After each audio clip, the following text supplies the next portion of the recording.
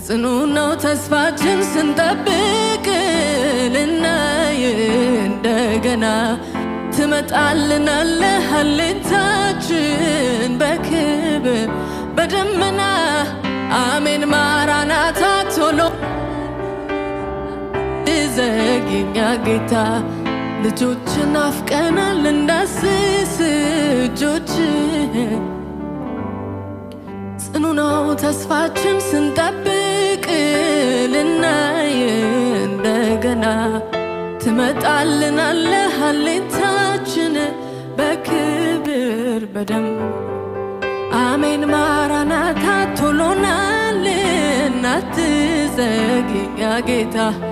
ልጆች ጓግተናል እንዳስስ እጆችህን